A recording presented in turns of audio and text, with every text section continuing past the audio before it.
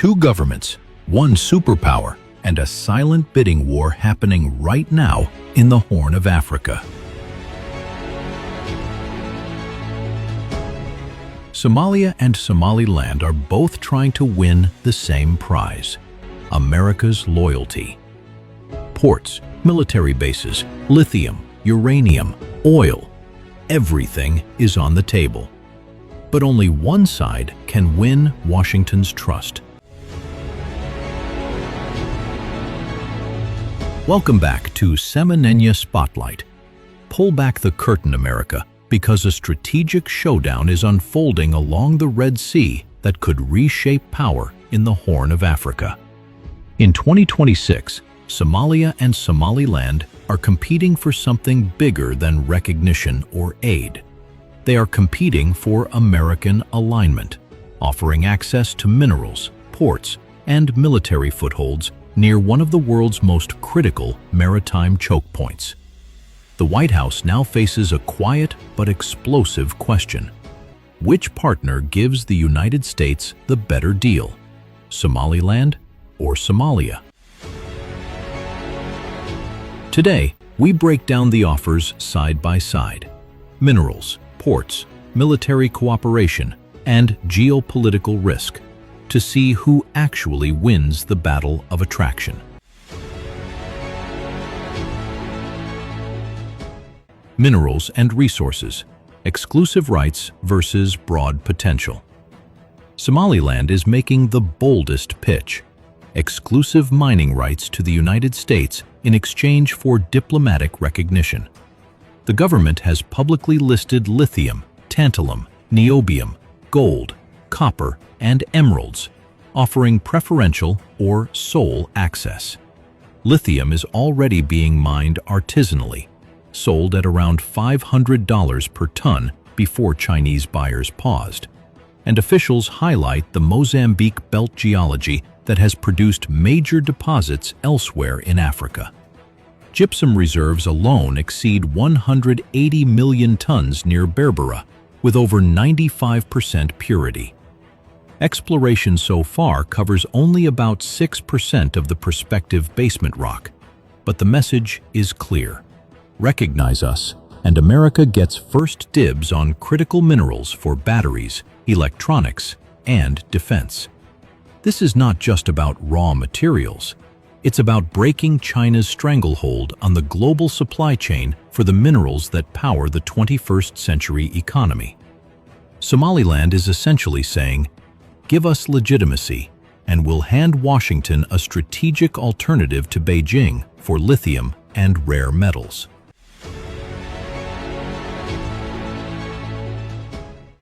Somalia takes a different approach.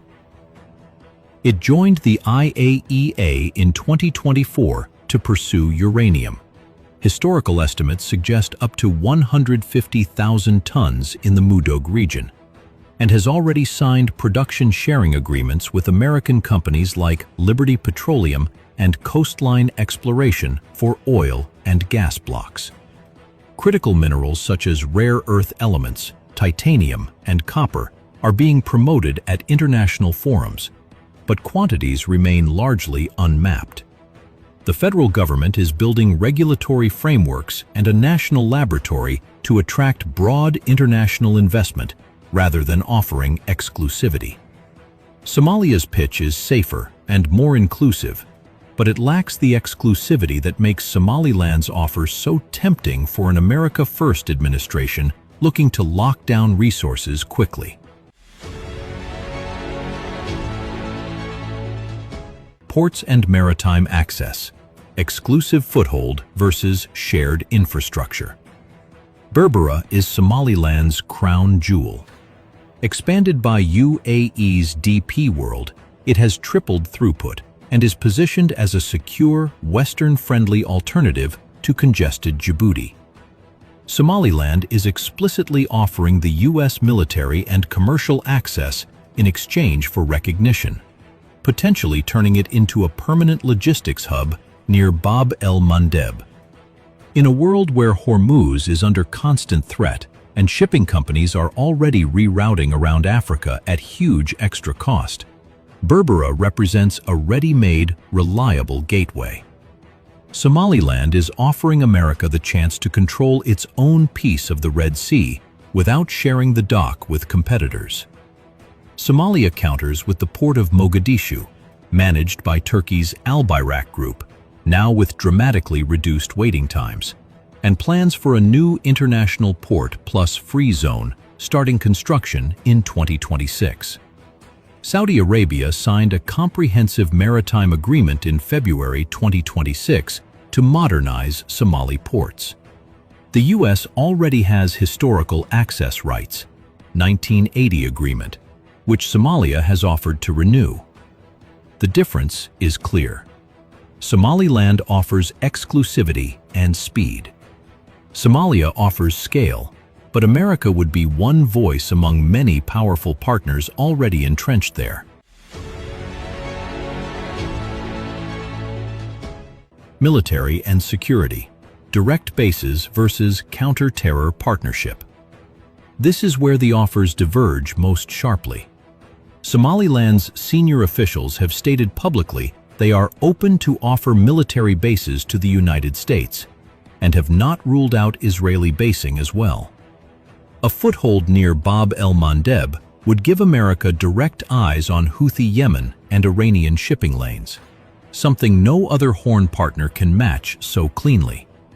In the current Red Sea crisis, such a base would be priceless for monitoring threats, protecting shipping lanes, and projecting power without relying on Djibouti or other crowded facilities. Somalia remains a key U.S. counterterrorism partner against al-Shabaab, with recent military pacts signed with Saudi Arabia and Qatar in early 2026. It has offered renewed access to existing facilities, Bali Dogle Air Base, ports, but these are not exclusive and sit within a crowded field of Turkish and Arab influence. Somaliland's offer is direct, fast, and exclusive. Somalia's is reliable but diluted by multiple competing interests. Diplomacy and geopolitical risks. High-stakes gamble versus status quo stability. Somaliland's deal is high-risk, high-reward. Recognition would shatter decades of U.S. policy supporting Somali territorial integrity, infuriate Mogadishu, and strain relations with Saudi Arabia, Qatar, Turkey, and the African Union. But it would deliver a loyal, stable partner in a critical location, a partner that owes its legitimacy to Washington. Somalia offers low diplomatic friction, working with the recognized government and existing alliances. The downside? America would be one player among many. Turkey runs the port. Qatar and Saudi have defense pacts, diluting influence and forcing Washington to constantly negotiate for access. The Trump administration faces a clear fork in the road.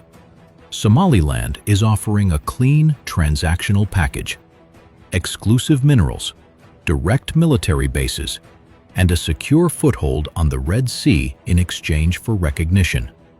Somalia is offering stability, counter-terror cooperation, and shared access within a broader network of allies. If the priority is maximum strategic gain, exclusive critical minerals, immediate basing rights near Bab el-Mandeb, and a loyal partner free from Turkish or Qatari influence, Somaliland delivers roughly an 80% strategic asset advantage in exchange for 20% diplomatic risk. If the priority is diplomatic stability and working within the international system without upsetting key Arab partners, Somalia offers 60% stability in exchange for 40% diluted strategic value. The numbers are stark. In a world where Hormuz is blocked and critical minerals are the new oil, Somaliland's offer looks like the sharper, faster route to securing America's position on the Red Sea. Somalia's path is safer but slower and less exclusive. The bids are on the table. The question is, which deal Washington will take before someone else does? 𝗗𝗏𝗔𝗚 Spotlight will keep pulling the curtain. Hit subscribe. Don't let the mainstream media tell you what to think. See the facts. Feel the fire.